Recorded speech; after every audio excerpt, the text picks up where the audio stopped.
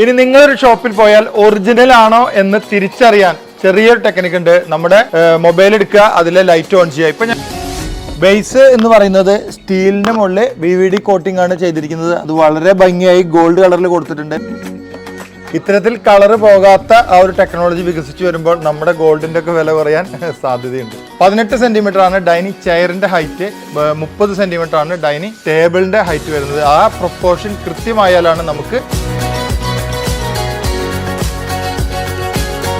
പൊതുവെ നമ്മുടെ നാട്ടിലിപ്പോൾ ഒരുപാട് മാർബിളിന്റെ അതേ മോഡലിലുള്ള പല സർഫേസുകൾ ഉപയോഗിക്കുന്നുണ്ട്. അപ്പോൾ കൊറിയൻ ടോപ്പ്, നാനോ ടോപ്പ്, അല്ലെങ്കിൽ നമ്മുടെ സ്ലാബ്, വെട്രിഫൈഡ് ടൈലിന്റെ ഫുൾ ബോഡി ഒക്കെ ഇതുപോലെ ഉപയോഗിക്കുന്നുണ്ട്. അതുകൂടാതെ ആർട്ടിഫിഷ്യൽ മാർബിളും ധാരാളമായി നിർമ്മിക്കുന്നുണ്ട്. നമ്മളിന്ന് പറയുന്നത് ഒറിജിനൽ മാർബിളിനെ കുറിച്ചിട്ടാണ്. ഇനി നിങ്ങളൊരു ഷോപ്പിൽ പോയാൽ ഒറിജിനൽ ആണോ എന്ന് തിരിച്ചറിയാൻ ചെറിയൊരു ടെക്നിക്ക് ഉണ്ട്. നമ്മുടെ മൊബൈൽ എടുക്കുക, അതിലെ ലൈറ്റ് ഓൺ ചെയ്യുക. ഇപ്പൊ ഞാൻ കുറച്ചും കൂടി വലിയൊരു ലൈറ്റാണ് എടുക്കുന്നത്. അത് വീഡിയോയിൽ കാണുന്നതിന് വേണ്ടി ഈ ലൈറ്റ് കാണിക്കുന്നതാണ്. സാധാരണ നിങ്ങളുടെ മൊബൈലിലെ ഫ്ലാഷ് ലൈറ്റ് ഓൺ ആക്കി ഇതിന്റെ അടിയിൽ ഇങ്ങനെ പിടിച്ചു കഴിഞ്ഞാൽ കണ്ടില്ലേ, ലൈറ്റ് പാസ് ചെയ്യും. ഇതാണ് ഒനിക്സിന്റെ നല്ല ക്വാളിറ്റി മാർബിൾ ഉപയോഗിക്കുമ്പോൾ, നാച്ചുറൽ പ്രൊഡക്റ്റ് ഉപയോഗിക്കുമ്പോൾ നമുക്ക് സംഭവിക്കുന്നത് വളരെ ഭംഗിയായിട്ട് അതിൻ്റെ അടിയിൽ നിന്ന് ലൈറ്റ് പാസ് ചെയ്യും. മാത്രമല്ല ഈ ഒരു മാർബിൾ ആകുമ്പോൾ, ഒറിജിനൽ മാർബിൾ ആകുമ്പോൾ വേറൊരു ഡ്രോബാക്ക് ഉണ്ട്. എന്താണെന്ന് വെച്ചാൽ ഇതിന്റെ അടിയിൽ സർഫേസിൽ പ്ലൈവുഡോ അല്ലെങ്കിൽ PVC ബോർഡുകളോ എന്തെങ്കിലും ഒരു സാധനം വെച്ച് കൊടുക്കണം. ഡയറക്റ്റ് ആയിട്ട് ഇത് അപ്ലൈ ചെയ്യാൻ കഴിയില്ല. അപ്പോൾ അത് പൊട്ടിപ്പോവാൻ സാധ്യതയുണ്ട്. ടേബിളിന്റെ സൈഡ് വശം വളരെ ഇമ്പോർട്ടൻ്റ് ആണ്. ഈ ഒരു സൈഡ് കണ്ടില്ലേ, 45 ഉള്ളിലേക്ക് കട്ട് ചെയ്ത് നിൽക്കുന്നതുകൊണ്ടാണ് ഹൈജീനിക് ആയിരിക്കും, ക്ലീൻ ചെയ്യാൻ എളുപ്പമാണ്. ഉള്ളിലേക്ക് നമ്മുടെ ലിക്വിഡ് ഫോമിലുള്ള ഒരു പ്രൊഡക്റ്റുകളും ഇറങ്ങിപ്പോവില്ല. ക്ലീൻ ചെയ്യാൻ വളരെ വളരെ ഈസിയാണ്.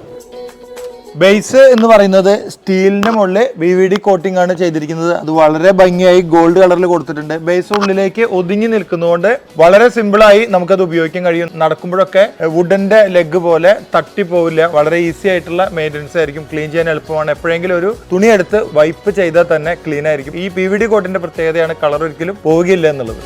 ഇത്തരത്തിൽ കളർ പോകാത്ത ആ ഒരു ടെക്നോളജി വികസിച്ചു വരുമ്പോൾ നമ്മുടെ ഗോൾഡിന്റെ ഒക്കെ വില കുറയാൻ സാധ്യതയുണ്ട്. വേറൊരു കളർ കൂടി കാണിക്കാം. ഇത് അടുത്തൊരു കളർ. ഇഷ്ടംപോലെ കളറുകൾ ഈ ഒരു മാർബിൾ ടോപ്പിൽ അവൈലബിൾ ആണ്. അതിന്റെ മറ്റൊരു കളറാണിത്. സത്യത്തിൽ ഇത് ഇന്ത്യയിൽ നിന്നല്ല, ഇമ്പോർട്ട് ചെയ്ത് വരുന്ന ഒരു പ്രൊഡക്റ്റ് ആണ്. നമ്മൾ പലപ്പോഴും വീഡിയോയിൽ പറഞ്ഞുള്ളതാണ്. ടേബിളിന്റെ ടോപ്പാണ് ആ ഒരു ആംബിയൻസിന് വളരെയധികം ഇമ്പോർട്ടൻ്റ് ആവുന്നത്. ടേബിളിന്റെ ടോപ്പ് ഈ ഒരു ഒറിജിനൽ മാർബിൾ ആകുമ്പോൾ, ഇത്തരത്തിൽ വൃത്തിയായിട്ടുള്ള ഒരു കളറും ഈ ഒരു പാറ്റേണുള്ള മാർബിളൊക്കെ ആകുമ്പോൾ ഡൈനിങ് ഏരിയ വളരെ ലക്ഷറി ആയിരിക്കും.